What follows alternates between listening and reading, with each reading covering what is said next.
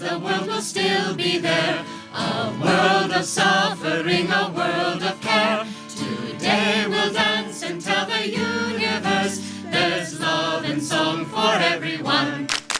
Fling joy like roses on the laughing wind. Send melodies upon the air. Tell everyone that joy is theirs alone, who smile at life and call it fair.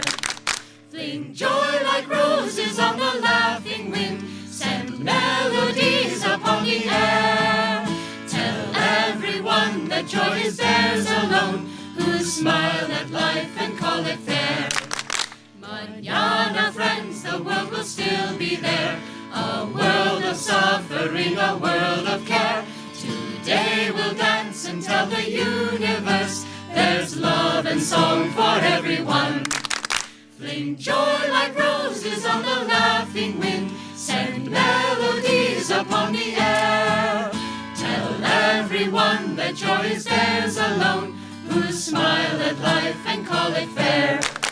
Fling joy like roses on the laughing wind. Send melodies upon the air. Tell everyone that joy is theirs alone, who smile at life and call it fair. Fling joy like roses on the laughing wind. Send melodies upon the air. Tell everyone that joy is theirs alone, who smile at life and call it fair. Tell everyone that joy is theirs alone, who smile at life and call it fair.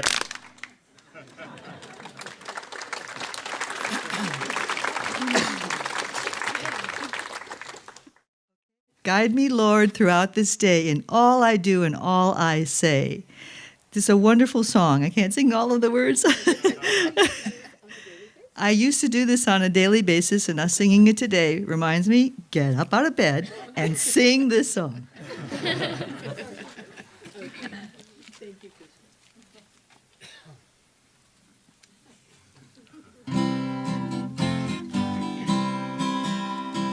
Guide me, Lord, throughout this day, in all I do, in all I say. Tell me when I go astray, hold me in thy light.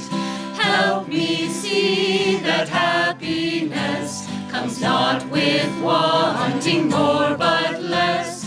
Teach me all my friends to bless, hold them in thy light. Guide me, Lord, throughout this day, in all I do, in all I say.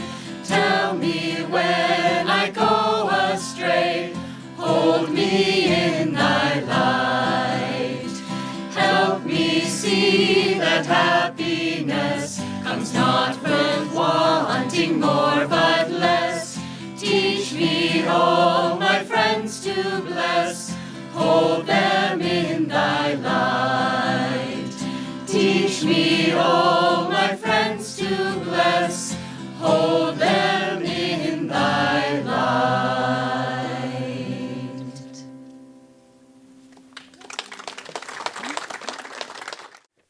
I'd like to introduce our panel today, who will be answering some spiritual questions in order to help make the spiritual path more real for each of us. First, I'd like to thank each of you for your devotional energy. That without this week wouldn't have been quite the same.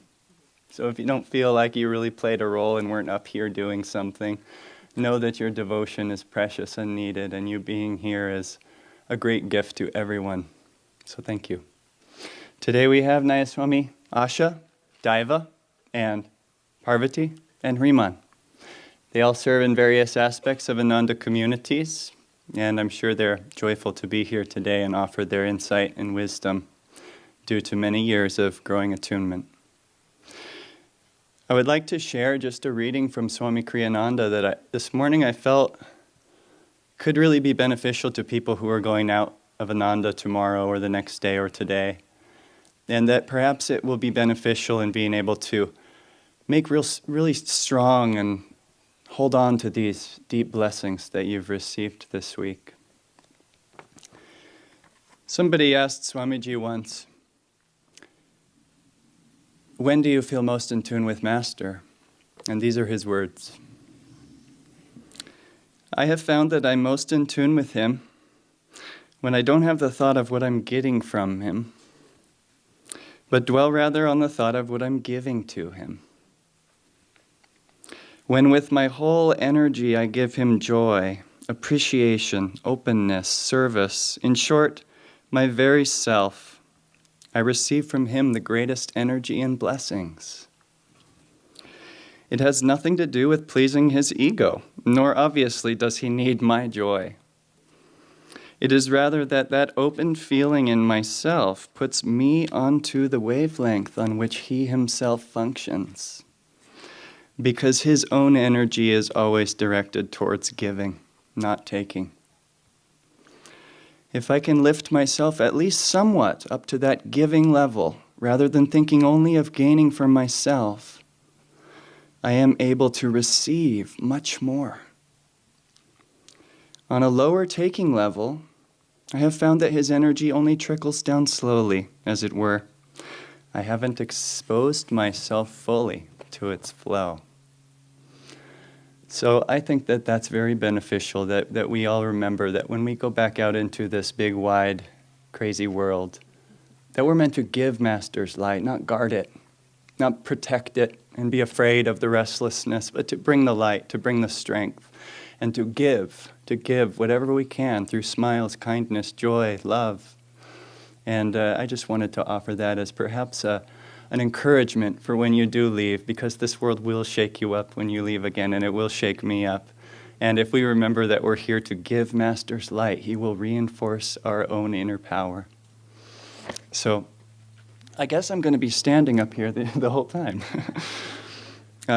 So Asha, let's begin with you today. Now, last year we had it set up slightly differently, but I think this can work. Okay. The first. And this is for $64,000? Full disclosure, I might know what he's going to say. Asha, you've just completed writing a biography of Swami Kriyananda's life. We've been talking this week about personal transformation. How was writing this book a transformative experience for you? In 5 minutes. When Swami was in his body, he was my pole star, still is. But when he was in his physical body, there was a physical place where his body was. And I moved away from Ananda village in 1986, and he lived here many years longer, then went to Europe, then went to India. He visited in Palo Alto, where I lived, often, but he was also often in many other places. Without even being aware of it, wherever he was for me the geographic center of the planet. And I didn't realize the extent to which it was until he left his body, and this exceedingly disconcerting feeling came to me, which it took me a little while to identify, and I realized that there was no anchor point in this world.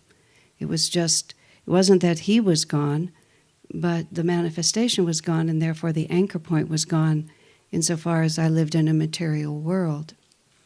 I'll back up a little bit. A few years before Swami died, someone asked me, I was asked more than once, but on one occasion I was asked, what do you think is going to happen when Swami dies? I said, well, insofar as it is possible for the leader of an organization like this one to prepare for his passing, Swamiji has done everything he could, creating an enormous amount of autonomy among our different entities, passing over responsibilities, giving over to Jyotish and Devi most of his responsibilities while he was even still living with us. But I remarked then that nonetheless, in the same way that I realized later he was the geographic center, nonetheless it was like all the threads of Ananda and all the threads of people's consciousness were somehow still held in the fact of his still being inside a body and breathing.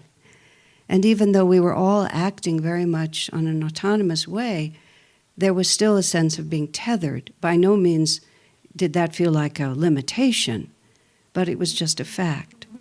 And I had the feeling that when he exited that body, that the lack of that single focus would actually disperse all that energy in an enormous wave, and that every individual would suddenly be able, at least potentially, to be the center of that inspiration.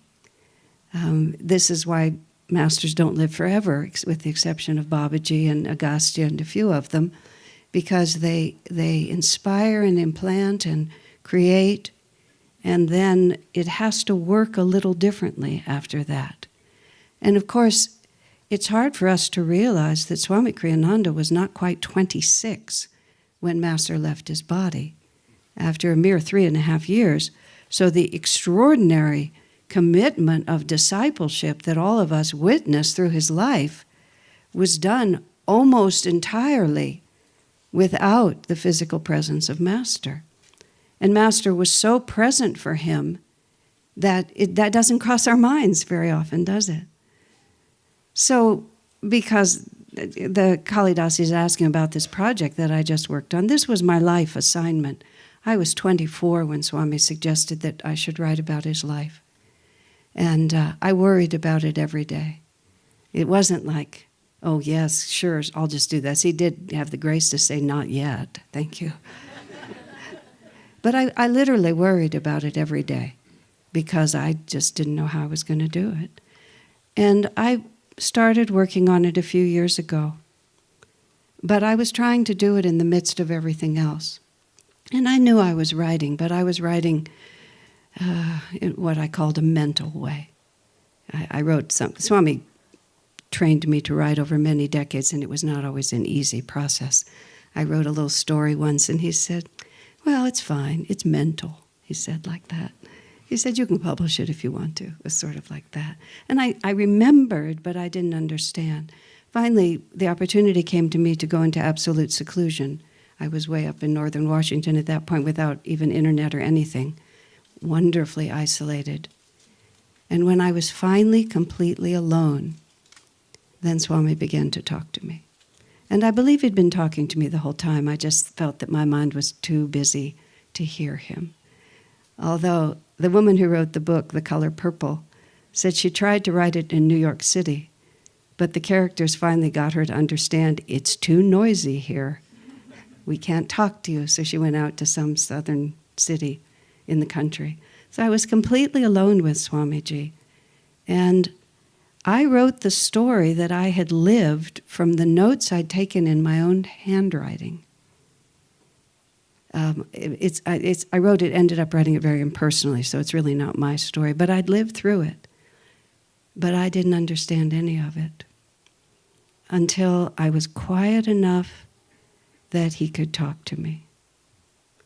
So naturally, knowing that that's even possible, sets a whole other standard for our lives.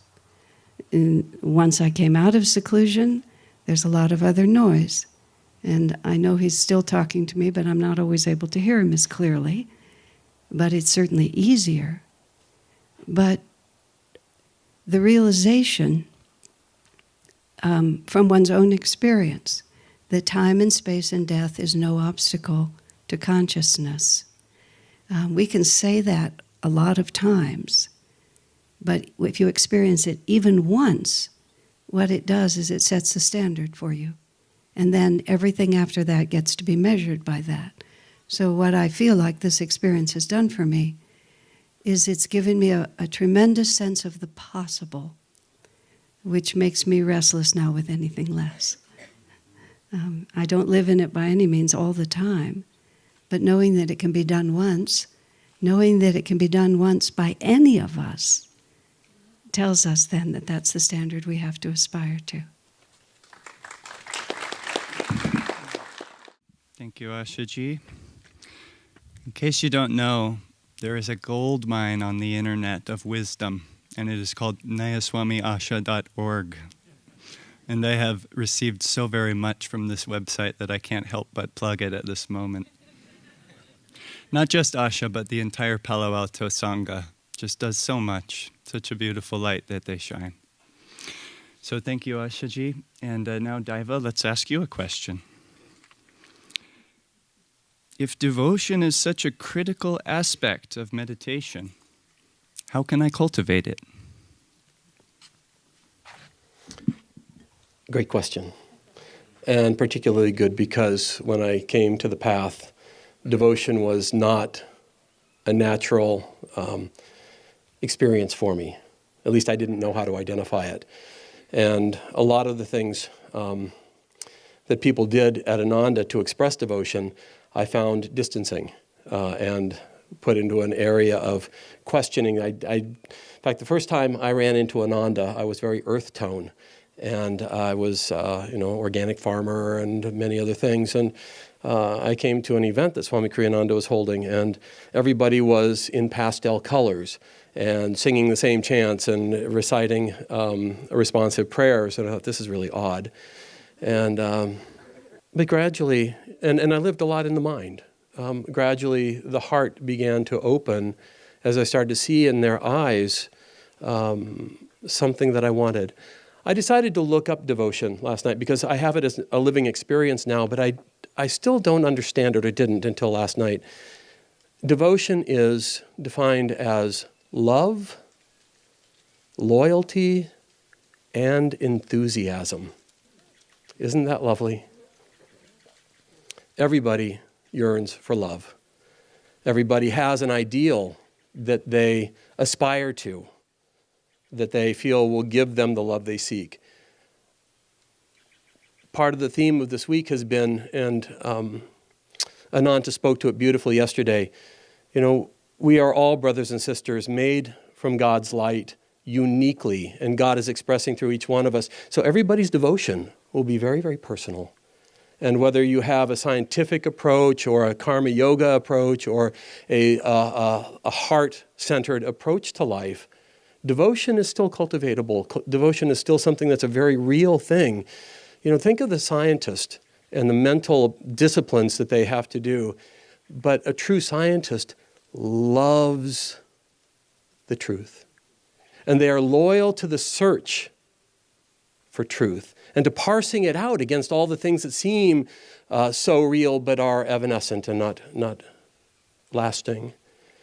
Think of the karma yogi who just loves to be engaged in the battle of life, engaged in activity and doing. So I would say part of the answer is start to look deeper inside and understand how love, loyalty, and enthusiasm express through your nature, and then feed those. Give them license, but give them license to be harnessed to something that's lasting and enduring. Hang around other people that have a similar nature, but have a deep vestment in life. Love is obvious to all of us. Loyalty, Master said, is the first law of God. And I'll speak to this again. I've got another question. A lot of the people who speak during this week get the topics a month or two ahead of time. We get the great benefit of getting them about 36 hours ahead of our talk. So there's not a lot of time to chew on it, but it's actually fun and fresh this way. But we'll talk to the loyalty thing a little bit in another question, and I'll come back to it. Enthusiasm really simply just boils down to entheos, in God. Doing whatever we do in the presence of God with a commitment and an open heart to allowing that light to flow through us, being completely free and unfettered in what we do, offering it up to the point between the eyebrows, offering it up to life, offering it up to fulfillment. And then cultivate, chant, hang out with others that are involved in an upward life, have a lot of fun with devotion. It's about all I have to offer. Thank you.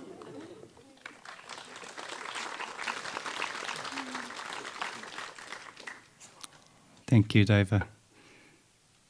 For Nayaswami Parvati, Can you think of some incidents with Swamiji that were especially inspiring and educational for you?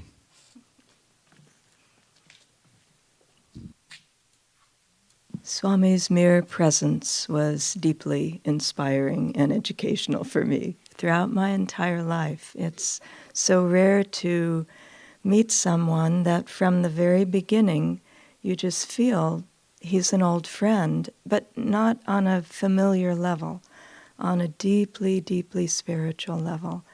And I would say I was just always in awe of Swami and how he gave himself completely to all of us.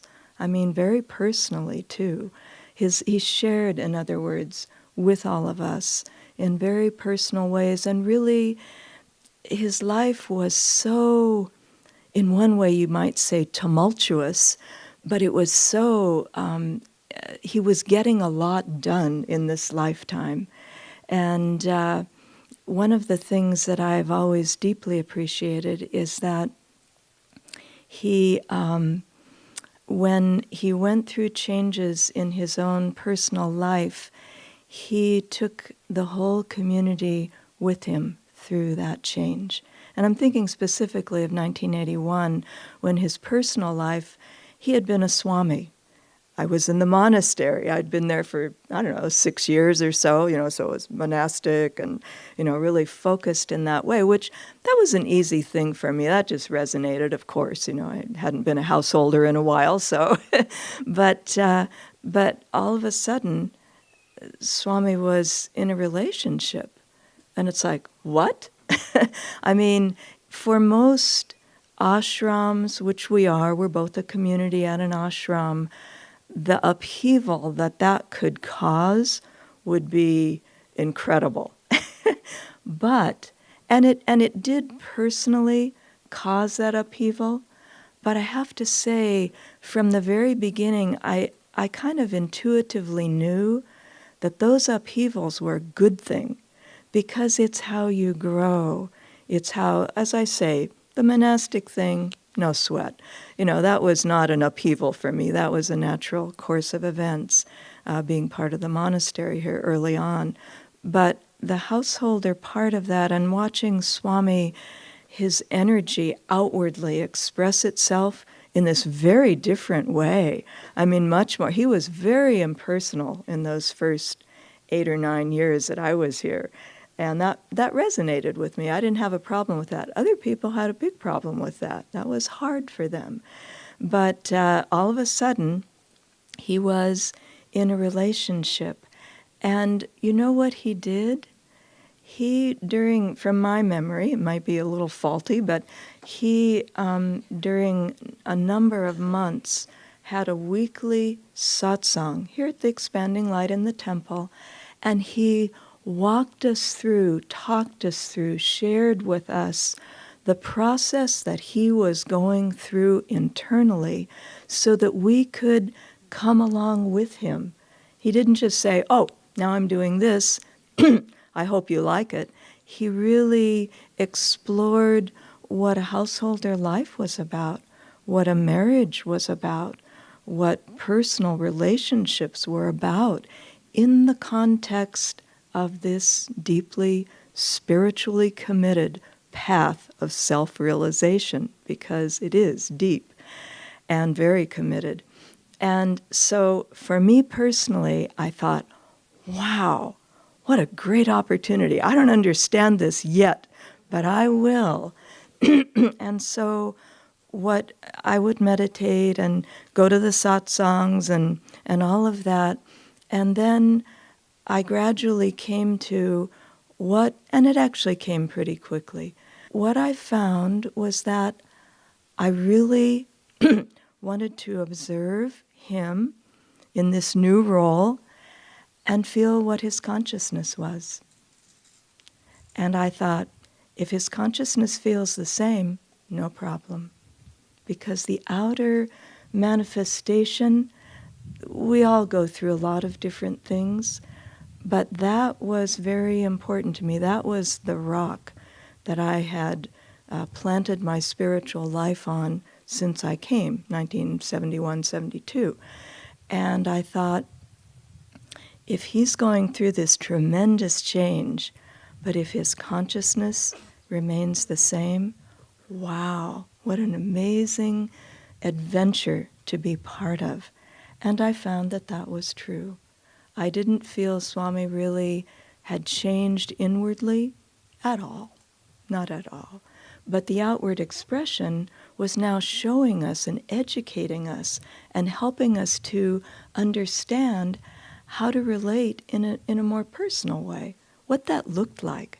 You know, when I first came here, I thought, wow, I mean, I want to know what it looks like to live a spiritual life every day.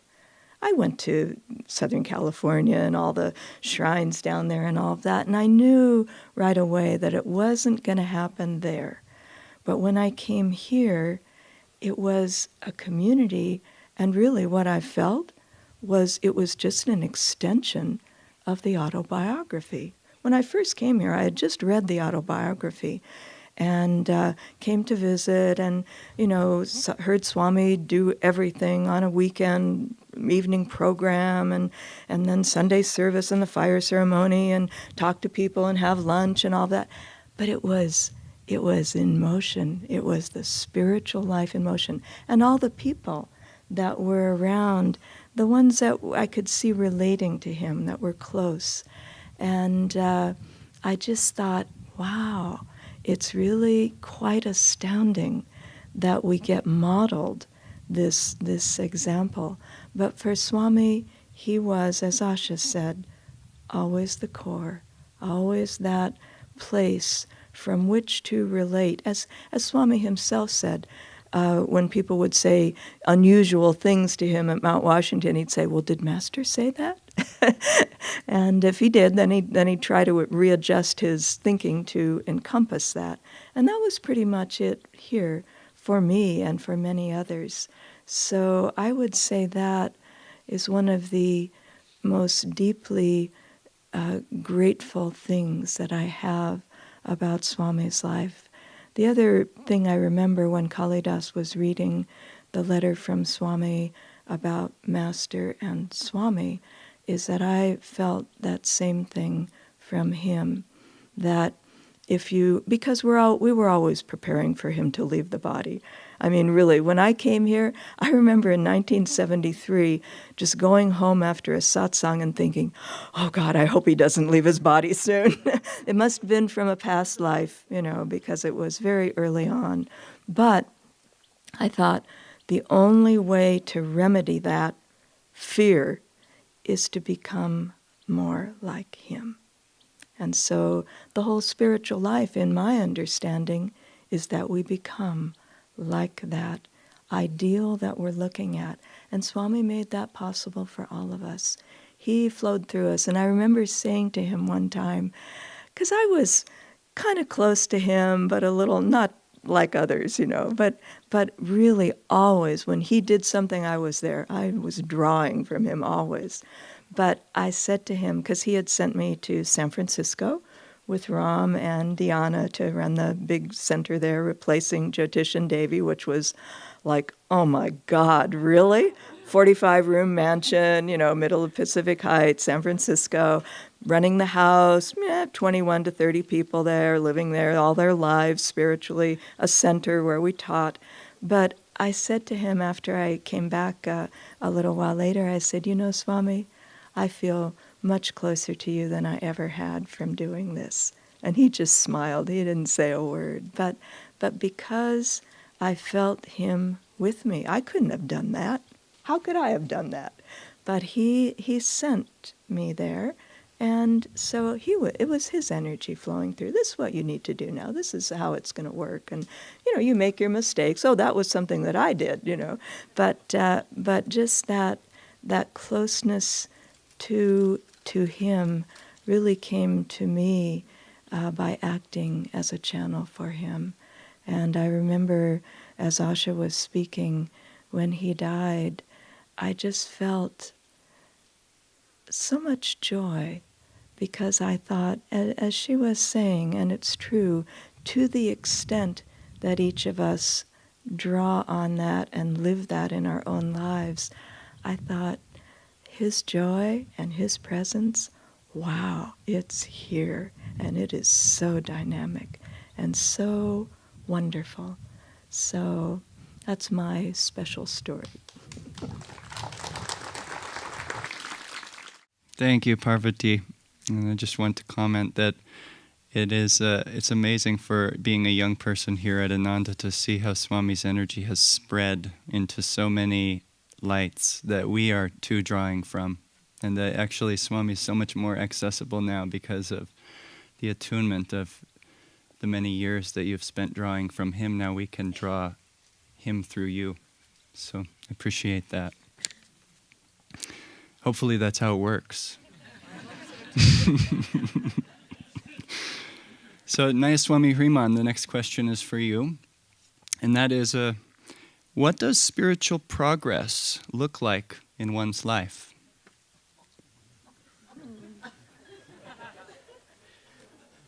By the way, did you introduce yourself? I did not, but I realized, and it's too late now.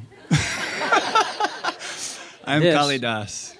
is the world-famous astrologer, Kalidas. What's the question again? What does spiritual progress look like? Or how can we know that we're progressing? Either one, if that feels better. Sure.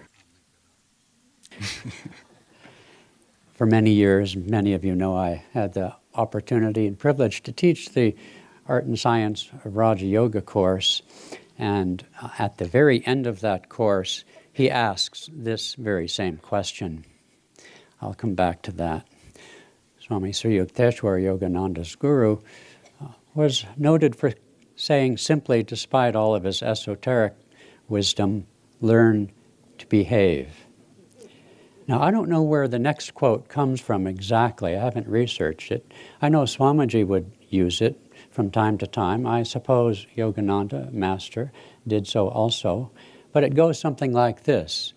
The road to hell is paved with good intentions. And I've pondered that over the years, wondering what that meant. And over the years, being on this path, etc., I've seen where outside our communities, I've had the opportunity to meet many people like we all do, and I've met and read about wonderful people, virtuous, humanitarian, kind, on and on. And yet, I think of that great story at the end of the War of Kurukshetra where Bhishma, representing ego, is on the battlefield. He's filled with arrows to such a degree, his body doesn't even touch the ground. He has the boon, which you and I do, to surrender his life, which for us means our ego, when he's ready. And so it is that, you know, the chapters before that last chapter in the Art and Science talks about the chakras and the different colors and sounds and lights, all this esoteric stuff, which everybody loves because they don't have to do anything about it, I think. And then step 14, you know, Vedanta and all this wonderful philosophy, and I can talk philosophy to beat the band, but then he says, what are the signs of spiritual progress? And if you study the lives of saints and some of the direct disciples of Yogananda, we have examples of something Swamiji would say from time to time. He said, when the stained glass windows are lit from without, they brighten. And so when the energy rises and we advance spiritually, what is lit up are the panes of glass of our own karma and our tests. And so it is that we have to be careful not to judge ourselves, what to say other people, by our outward forms of behavior. The signs of spiritual progress are simply an inside job. Yes, we have to learn to behave. To whatever extent we might be a schmuck, we should try not to be a schmuck. But I know a lot of devotees who, starting with myself, who can be schmucks. So let's do what we can. But that's not the real solution, nor is it the real test.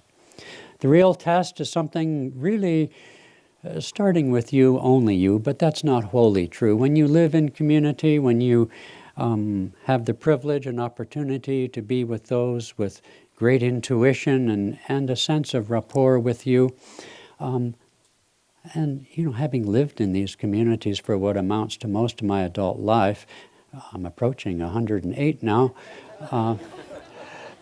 you develop a certain amount of, you meditate with the same people every day in our ashrams and so forth, and you have a pretty good sense, it seems, on how they're doing. So yes, people can reflect back to you, but really it's a question of increasing calmness, increasing wisdom. When I started on the path, I was very much left brain. I still have a left brain, but it's receded somewhat. And being around Swamiji in those years, I couldn't imagine myself having the kind of intuition it seemed that he had. But now, I don't know, I can't live, I just assume I will know things that I need to know, whether imperfectly or not, but I depend on that.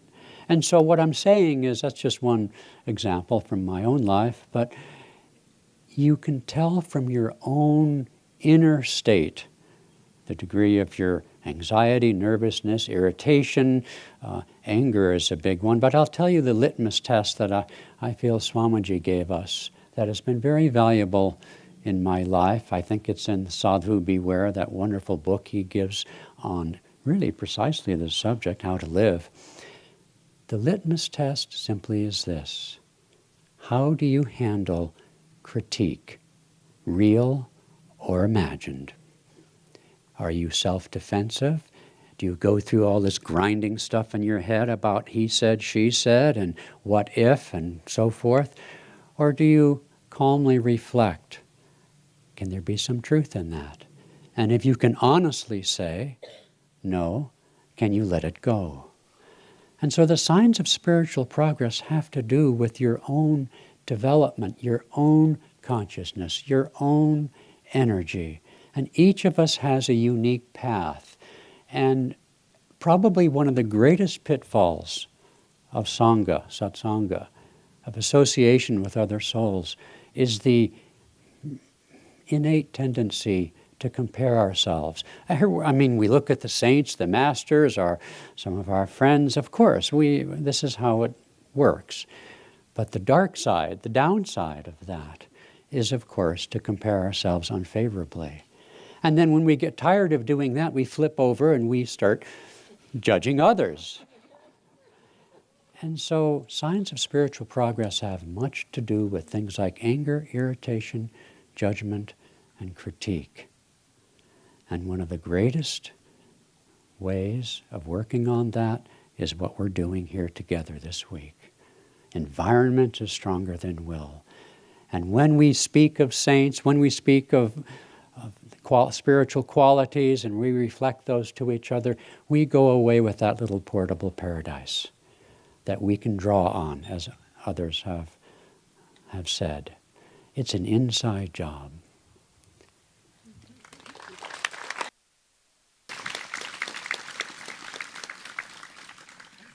Great answer, Hrimanji. Thank you very much.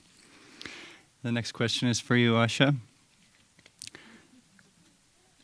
I have recently become aware of a subtle tendency in me to blame the others in my life for any challenges or problems that arise. It conveniently takes the workload off my shoulders. But then surely I am not working through my karma, am I? What now?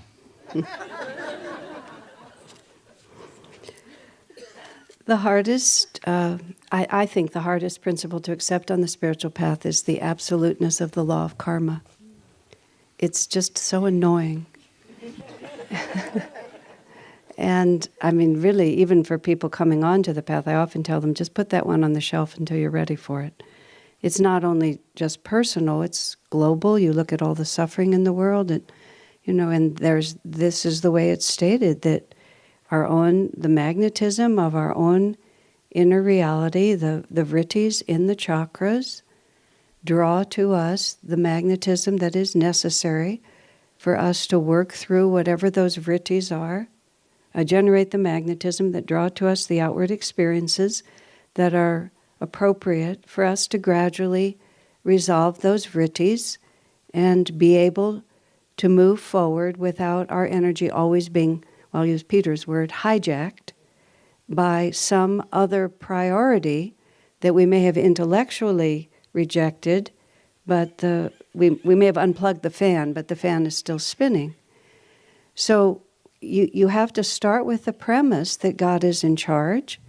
You have to start with the premise that I'm here for self-realization, not for self-aggrandizement. I'm not here to be comforted. I'm here to be freed. And somewhere along the line, we make a commitment to that, and then ever thereafter, we have to renew that commitment, and we have to renew that commitment about every 30 seconds. Sometimes even every 15, depending on how intense the situation is, because Maya is really clever. And what happens is, sometimes people are causing your problems. I mean, they're behaving, I'll use Hriman's word, like schmucks. My favorite tests are the ones where I'm actually right, you know, where they really are wrong, and I am right, and they are behaving badly. And once I get that all established, I realize how irrelevant it is. Because did you think God would send you a fool? You would see right through the fool. He has to send you someone as clever as you are, whatever that might be, because otherwise you won't be persuaded. So he sends you people who are very, very convincing in their capacity to persuade you that they're actually doing something to you. Master has a really interesting phrase. He says, because things in time seem to happen one after another, we have the mistaken belief that one thing causes another. Isn't that interesting? You did something, I hurt. Therefore, what you did caused me to hurt. And it's as I say, Maya puts a really clever thing on it, so it really looks really good, and we can use that left brain really big to explain it all. But the fact of the matter is, if we did not have within us the capacity to be lured away from our true nature, nothing that anybody ever did could lure us away from it. So when one first gets on the spiritual path, we have a tremendous interest, and it's a lingering interest, in past lives, in our horoscopes, and you know, I, like many others, have tinkered in those things, and I recommend the soon-to-be world-famous astrologer to my right, you know, as being very, very helpful in helping us to understand ourselves better.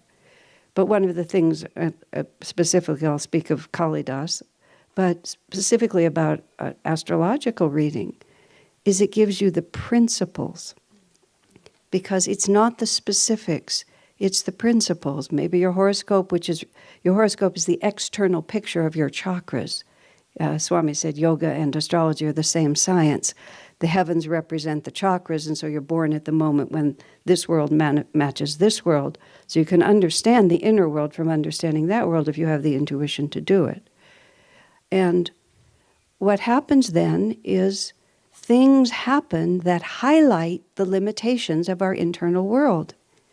And it's part of the game that we first try, just like Hriman was saying, how do you behave when you're criticized? And that is the measure of our spiritual progress. Is my first thought, that can't be true, it must be your fault. And just as part of the question, I'm not working out my karma. Well, you're always working out your karma. Sometimes you're just working it out badly. Because one of the ways we work out our karma is to make terrible mistakes and just fall on our heads. You know, the experience I had of many months in seclusion working on this book about Swamiji was also because it's a first-hand account. So it's really not my life, because that's not the point. But in order to write the book, I had to live through my own life. And it was not always happy.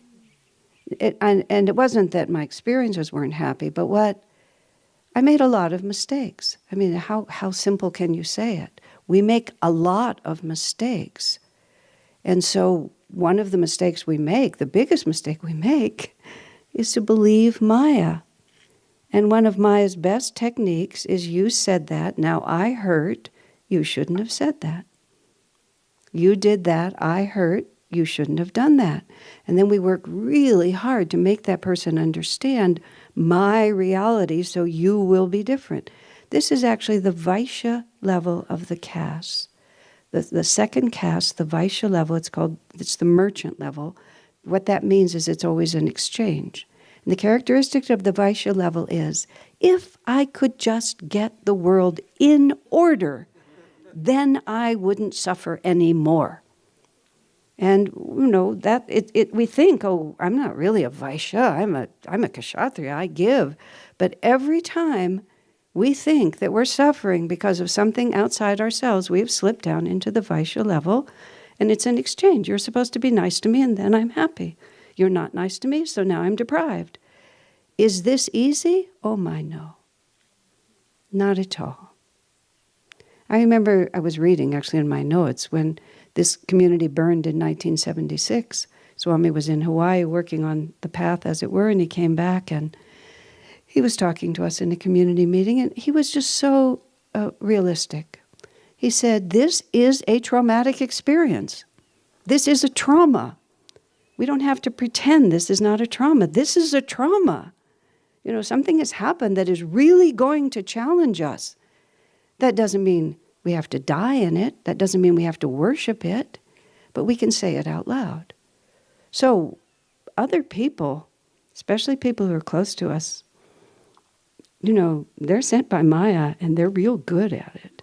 And we've probably been doing it for a really long time. So they have a way, with the best of intentions, they just find the weak spot, sometimes quite casually. They're just walking by and they'll just kick you in the weak spot, They don't even know it. They're just keeping going. So don't say to yourself, oh, I should be different. That's really the worst mistake you can make. Because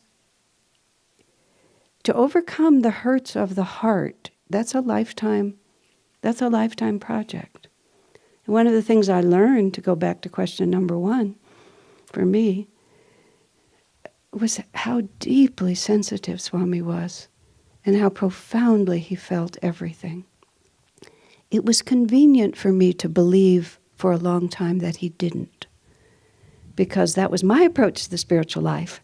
I'm just fine, but I wasn't just fine. I just had a lot of willpower. So I thought when you get to be really advanced spiritually, you become, on some level, insensitive, because that looked a lot easier to me. And it took me a long time to really believe that far from being insensitive, the more spiritually advanced you become, you feel everything. In the life of Ramakrishna, somebody kicked a cat and Ramakrishna had a bruise on his back. People were walking on the grass and he was writhing in pain. I mean, really, literally, he was extreme. But nonetheless, because you become part of everything and you feel it from inside of them, not just inside yourself. So the power of overcoming these traumas, or even just inconveniences, whatever they are, is to actually be able to see it for what it is, recognize our own responsibility, but then become bigger than that experience. And that's quite different. Because if people are unkind and betray you and are disloyal, certainly Swami had a lot of that. They are. And if you're a sensitive person, you feel it. And it doesn't serve to say, it didn't happen or I shouldn't feel this way. What you have to say is, can I still love God in spite of all of this? Can I still open my heart to life and to Master in spite of all of this? And you see, that was Swami's actual example, is that no matter what happened, he never closed down, he never went secretive, he never got smaller. The harder he was challenged, the bigger he got. So that the black spot was, though still there, became a smaller and smaller part of his consciousness.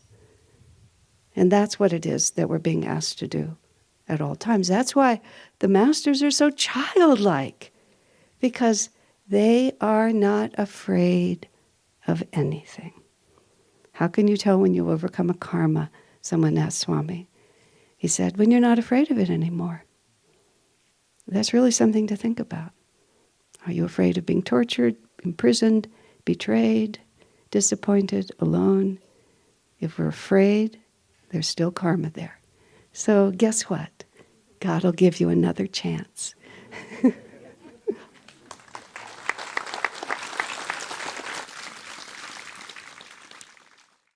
A question for Nayaswami Daiva. Where do you see Ananda in 50 years? These questions come from the audience mostly, so. Well, I'm not likely to be around to see. But it's an interesting and compelling question. And I think there are, rather than what do I see possibilities. And I see them unfolding every day in front of us. There's an old saying, all that it takes for evil to prevail is for good people to do nothing. And I don't know who was it, I think it was Asha. Somebody said, we have to choose about every 15 seconds or 30 seconds what we're going to do, what we're going to tune into, unless, of course, we have the power of love, loyalty, and enthusiasm fueling our lives at a very fundamental level. But Ananda is, as an organization or as a physical reality, is a very small footprint on this planet right now. And it exists because of a choice that people have made. I was thinking about it. We have, each one of us, several ways we can pick up our lives.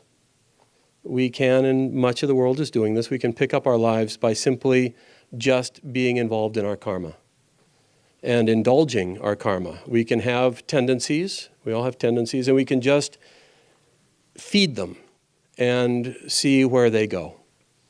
And of course the masters and Swamiji and the path tell us that it ends with an empty bag, but everybody's involved in their own life experiment, in their own laboratory of their own lives, and that's a choice. And a lot of the people on the planet are making that choice, and we're seeing the fruits of it everywhere.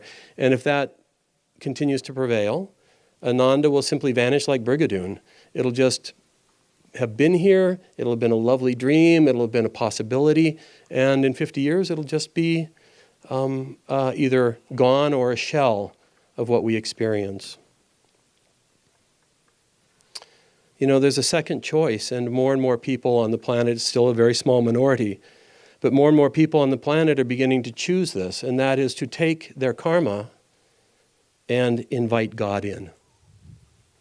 They're beginning to spiritualize their lives. They're beginning to say, come on this ride with me.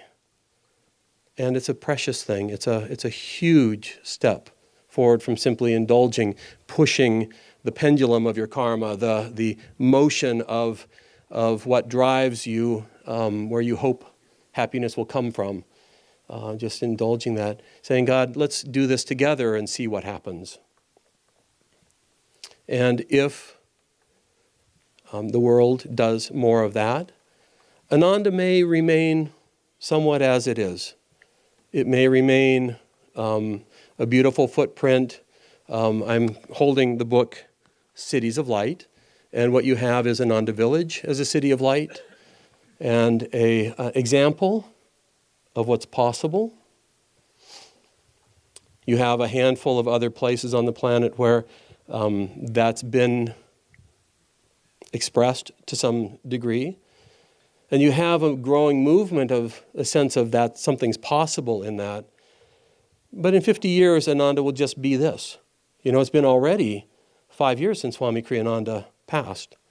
And, the power of his life, the thing that was amazing, one of the things that was amazing about his life is he just never stopped putting out energy and feeding a sense of possibility in his own life and in everybody around them.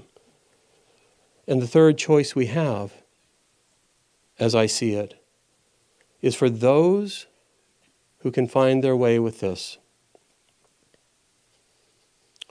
to not indulge their karma wantonly, to not just simply invite God into the pattern of their life and the tendencies they already have, but with full devotion, full love, full loyalty, and full enthusiasm to open their lives and say, I have these tendencies. I thought for incarnations that this might be where happiness would come from, but I'm not so convinced that just going along for the ride, even if you're with me, that it's really going to do the job. What would you do if you were here in this body, in this mind, in this heart, and in this soul, right here, right now? What would you do? And then to offer, to be so self-offering into the question of what would God do through you. It's what's made Ananda more than one guy with a beautiful dream walking around the planet trying to convince people. All of us have a different karma. Every one of us have got a different karma if we're on this planet and we're not liberated. We all have tendencies. We all have dogs and cats and family and friends and houses and jobs that we just adore. And we're sure that they feed us with love and wholeness and give us what we're looking for. And every one of us ends in the same place. We all end up leaving the body and leaving it all behind anyway. Some small group of people said, I'm going to give it up anyway. Let's give it up now. Let's just say, whatever you want, Lord, whatever you want, Master, whatever you want. And out of that has come Ananda Village, Ananda, Seattle, Palo Alto, Portland, Sacramento, Assisi, LA, India. If there's enough people who feel inspired by that possibility, something else is possible. And instead of a city of light, I'd like to read from this for just a moment and end with this. Swami opens this book, and it was important that it was written as cities of light, but I'd like to expand that now. Imagine a planet, a beautiful planet, such as a planet of tomorrow ought to be. Imagine small residential areas within the planet, surrounded by beautiful parkland for residential enjoyment.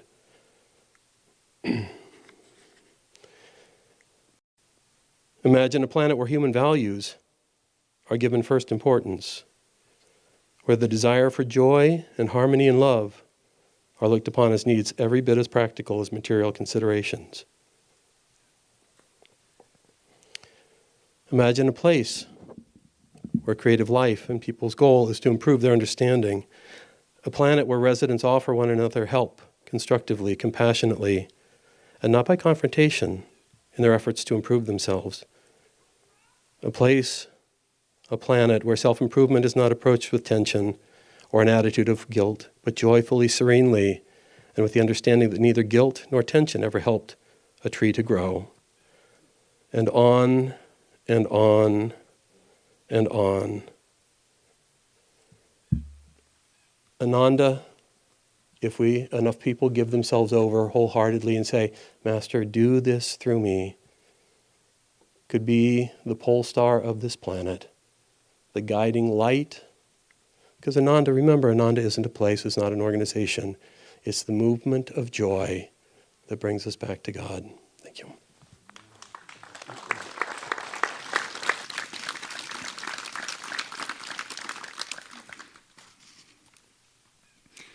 Thank you, Daiva. Wonderful. For Nayaswami Parvati, how can I know when I fall in love with someone that the love will be real and lasting? You're skipping ahead.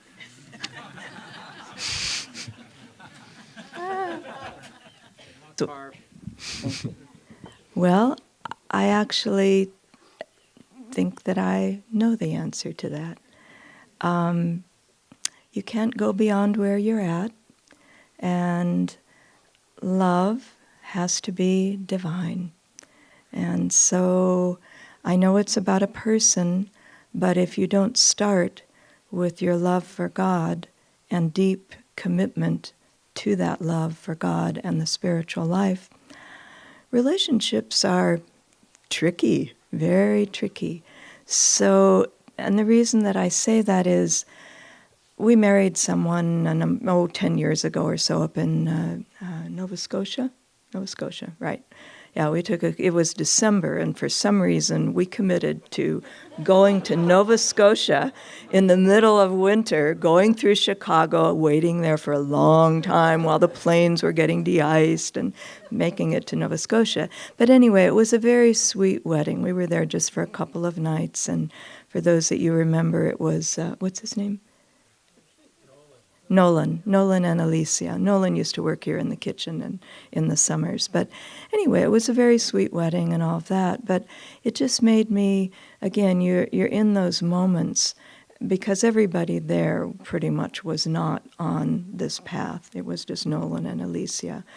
And, but, we always say a little something in weddings. But just looking at them and thinking about their life, I just thought of two things that to me really make a marriage, in particular, talking about the love of your life, possible. And that is respect and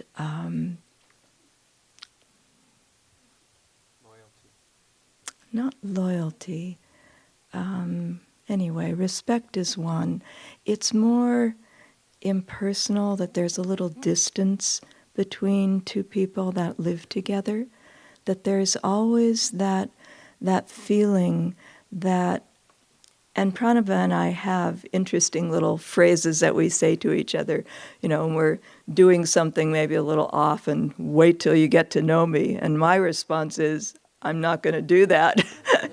Because that distance, it's what allows, I think, the oil and the flow of freedom between two people who are living very closely together in a marriage. And so that idea of respect, to me, allows that distance. And love grows out of that.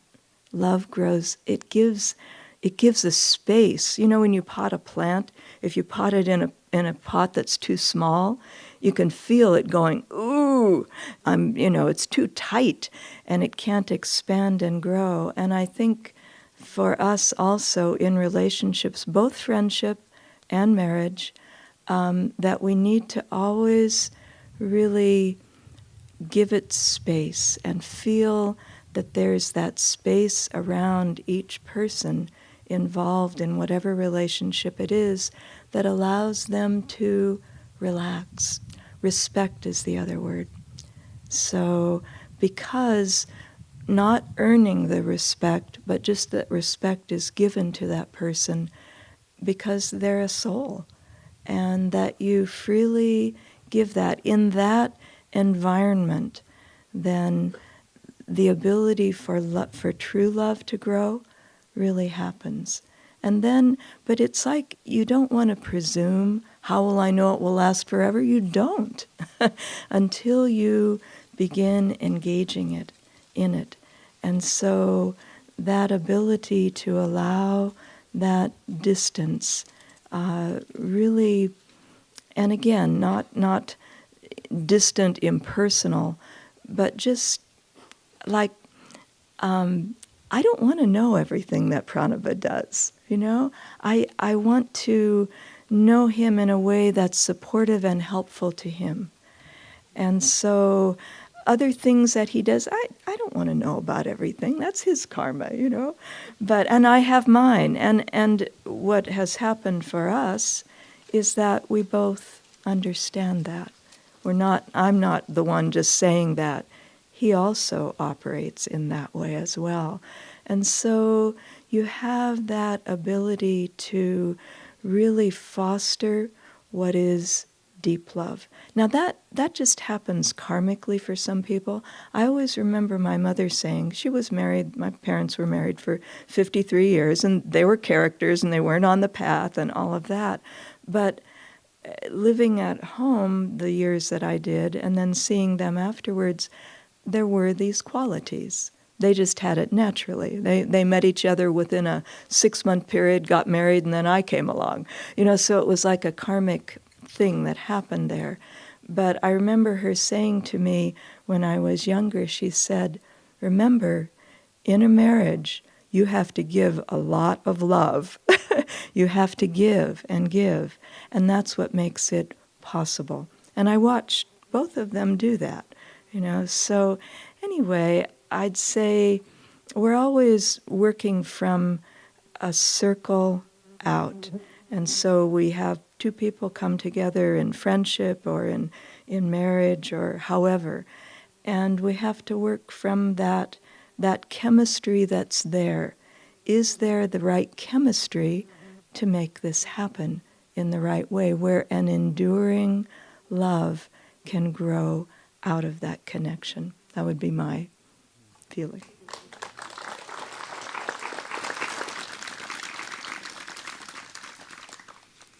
Thank you, Parvati. And for Nayaswami Hriman, how do I prevent my sadhana from getting routine or dry? And how can I expansively handle the dry periods? Just get wet. Since the last topic was relationships, it's an excellent segue, because the relationship of our own consciousness with our soul, our ego with our soul, is very much a relationship, a more intimate relationship than any outward one we could possibly have. So we have to have realistic expectations.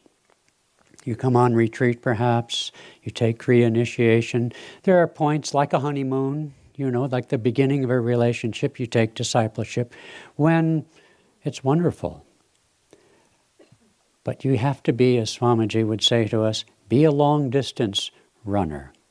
Understand that your relationship with Spirit, with the Guru, with your own higher self, however you define it, is something that you're going to have to sustain. Daiva quoted Master saying, what did he say? Loyalty is the first law of God. That means I have to stick with what I commit to. Our sadhana, the ideals that we seek to express, the satsanga relationships, the sangha relationships that we have with one another as divine friends, these require consistent application. And therefore, understanding the long picture, we know there are going to be ups and downs. One of the speakers earlier this week, I don't remember who, I almost never do, but I remembered the principle. And it was, it's on a CD recording of Yogananda talking about St. Anthony. It's very charming in his particular voice. St. Anthony, I was always with you. And so, we get tested. And that test comes for most of us who aren't maybe at St. Anthony's stage yet, about to enter the light permanently. It comes with these dry periods, just as it does in a human relationship. We have our ups and downs. So what do we do about it? That's the question, I think, as I recall.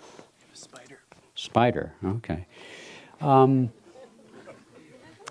We have a tool belt, as I prefer to call it.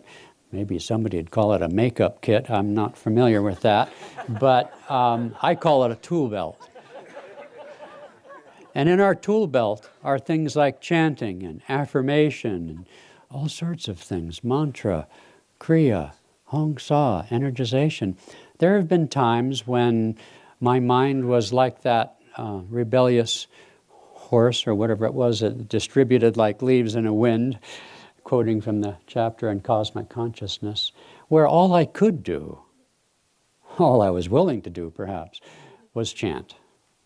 And gradually the mind comes under steady focus and so on. Or sometimes all I could do was energize, as because the mind was just in such turmoil. But here we are on retreat. And one of the things to re-energize our sadhana, our spiritual practices, is to do exactly what we're doing, which is to be with others. We have to be creative. You know, it's interesting. I don't know how many classes on Hong Sa many of us attended with Swamiji or the Om technique or Kriya initiations, but many. When it came to the technique, he was fiercely loyal to the technique and to the practices. And if he had an insight of his own, he made it clear that it was his own insight. But beyond that, as we go deeper into the spine, deeper into our devotion, deeper in our relationship with God and Guru, prana becomes our religion. Prana is self-revealing. Kriya is self-revealing. We come to a point where bit by bit, in little snippets and snatches, the energy within us guides us. And we have to, the whole point is to become superconscious. That means to be intuitive. And if we have observed that first law of God, of loyalty to our ideals and our practices, then bit by bit that intuition and flow comes. So when those dry periods come, we have that inner sense. You know, if you're too much, I like to give Virgos a bad time. I only later learned from Drupada that I was a Virgo. There you have it, right? But those Virgos stick with their routines, ruled by Saturn or some doggone planet like that. They stick. There's the Germans and the Italians, right? That's basically what it is. And so they stick their routine, come hell or high water, as the phrase goes. And there's power in that. There is power in that. But there are also dry periods. And with that, we need to pull on our tool belt of affirmation, the different techniques, emphasizing different things. So we earn the right, if you will, by our steadfast loyalty to our path, to go from within, to be creative in what we do. Thank you.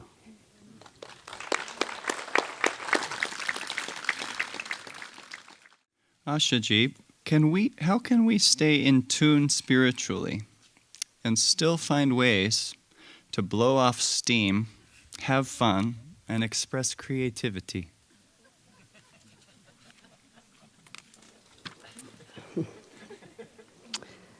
I'm going to start by repeating some things that were said by Dana Anderson. Many of you know her. She's a great painter. She's the founder of the Academy of Art and Consciousness, Creativity, Art, and Consciousness, I think. It's been her particular mission from God to work on this side of things. And I took a couple of workshops with her, and in the first few minutes, she laid out this thought, which has really been interesting to me. She said, in traditional societies, art was just artistic expression was just an integrated natural part of life. The women painted or beaded their clothes, the men carved their tools. At night, everyone would gather around the fire and tell stories. Every ritual had a dance. Every ritual had a song. People would work together and chant. It was just always that there was always some kind of creative art form that was happening all the time as a natural part of life. In Swami's book about art, the artist is a channel, art is a hidden message. He wrote that book 7 times, just by the way, and changed the title repeatedly. But the final one, I believe, was Art is a Hidden Message. He really makes it seem as if in order to become a self-realized saint, you have to first become a creative artist. And when you follow the very subtle reasoning in there, it's because the agitation of our feelings, the restlessness of the heart, is what really distracts us from spiritual understanding. At one point, Swamiji said, we think about calming the mind when we meditate, but he said it's actually the heart that has to be calmed, because reason follows feeling, and the heart is agitated, so the mind is agitated. Referring to what I said a little while ago, I thought you just held the mind strong and then just kind of pushed the heart to the side. Took me a while to understand that that's not what works. What works is you clear and open the heart, and then the mind automatically follows. Reason follows feeling. Master, he just says 3 words like that, and then you realize there's a whole path behind it. So Dana is saying, now in our modern culture, art is something, our creative work is done by professionals. And even professionals gradually stop enjoying it because the pressure and the intensity is no fun for them. People just don't sing and dance. Even in this community, the choir sings. We all know the songs, but we don't walk through the field singing. We don't start and end our meetings usually singing. We're in that huge temple, and, the music is just fantastic. I didn't have the nerve to get up and drag everyone up with me, but I wanted to. To move to that music was so there to happen, but we're also inhibited in all of this. And so it's not because we don't want to, and it's not because we've transcended it. It's because we're inhibited. We're not accustomed to just letting our feelings run through us in creative ways. So Dana said, in our culture now, because we've just basically lost creative art as a natural expression in all forms, we have no way to process our feelings. And so what happens is we have 2 really terrific, terrible ways of doing it. We suppress them, or we project them onto others. And that's basically the society we have. Now, I found a note from Swamiji where he talked about the 5 characteristics of Master's path. And the first one was that it's not just for monks and nuns. The second one was education for children. The third one, that art is sadhana and is there for inspiration and not just for entertainment. And just to finish, because you'll ask me otherwise, the next 2 was, yes, the truth is joyous and not just a protest against injustice. Isn't that terrific? And that life is for service and not for self-aggrandizement. But it's right there. Number 3, Master's way of living was completely out of the box in terms of an avatar. He was a creative artist. And Swami was creative on a level that is almost incomprehensible. But he often talked about the fact that he wasn't doing art so that we could present great performances, although there's no harm in doing that. He was doing art so we would reclaim that side of ourselves. So when we find ourselves needing to let off steam, it's partly because we haven't been just doing this on an everyday basis. And the program that we gave on Thursday night, which you all enjoyed, and so did we, it was just trying to find out, how can we bring the arts into our lives? And the 4 women who were dancing, they've been dancing for several years now together, and you can ask them afterwards. You won't recognize them in their beautiful silver costumes, but you probably know who they are. What you saw was several years of effort in which they have gradually become freer and freer and freer, so that when we finally did this performance, it was just so obvious they were having so much fun. And that is the point. And they're all good, but I don't think any of them could be in a professional company. They wouldn't be able to perform with the San Francisco Ballet, but they were having so much fun. And every time we'd go to those rehearsals, it was Sunday afternoons. Almost always I had given the service 3:30 on Sunday afternoon. I would think, why did I think this was a good idea? Just a few minutes of being together. We were just so happy, and we'd just go home 3 or 4 hours later, unable to sleep. Now, this is not exactly the question that Kalidas asked, but this is actually the long-term answer, is that I feel that we need to really integrate into our spiritual life. Swami said, I want the music to just be sung all the time. I want people just to burst into song, You know, we sort of tried that briefly at East West, bursting into song like this. I'm just going to give you the shortest story on this. When Arati was there and they were bursting into song every so often, they were bursting into song over Christmas carols. One of the customers stepped in to join, and she started singing a beautiful alto accompaniment. And Arati said, "Listen to her, she's really good." It was Joan Baez. I just happened to be shopping that day. But why don't we do it? It's because our feelings are building up inside of us, and we're afraid. Imagine a world free. See, good girl.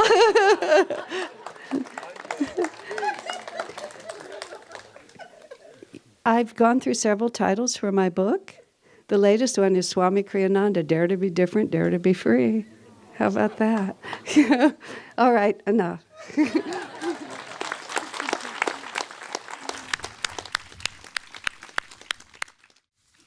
With all the meditation techniques out there on the internet, /YouTube, etc., how would one know which is the right one, the one that will work for them?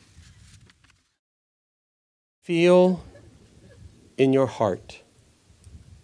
Look in the eyes of those who are already practicing.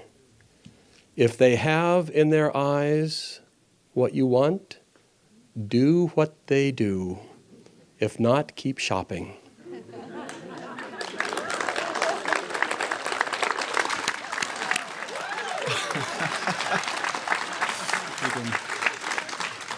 It has been a week beyond measure. Every year I say, gosh, it couldn't possibly get better, and somehow every year it does. What struck me this year was every speaker, every word, every note was filled with consciousness, was deliberate. It wasn't just a recitation, it wasn't just a delivery.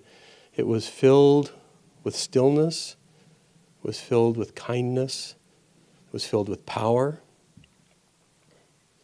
These are the things that will move this planet and continue to create a wave. The more we offer ourselves into that, create a wave that provides an alternative to the terrible things that we see going on. There was a beautiful and horrifying picture on Facebook yesterday, and it was 30,000 feet in a plane.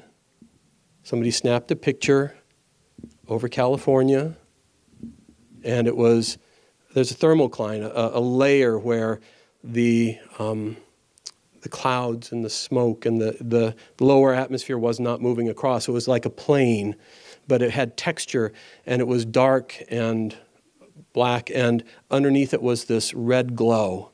And it looked like a lava field. It looked like but it was from horizon to horizon. And it's California burning.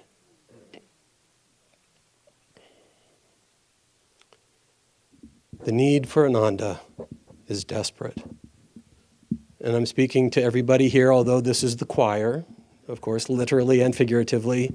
I'm speaking to those who will ever tune into this online.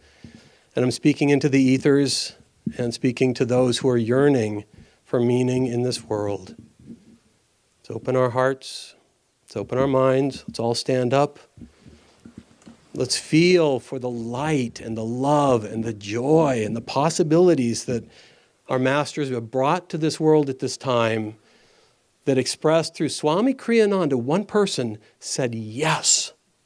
One person said yes. And out of that, Ananda has become a global movement.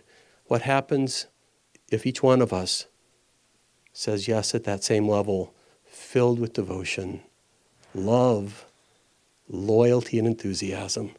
Let's carry this Spiritual Renewal Week out with us into the world. Let's take a moment.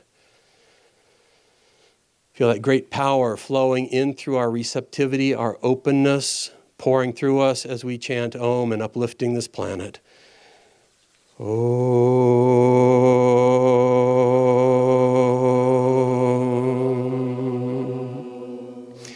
Om.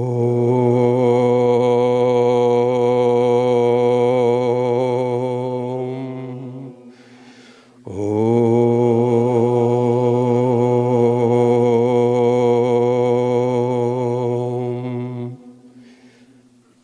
Shanti. Amen. Thank you all.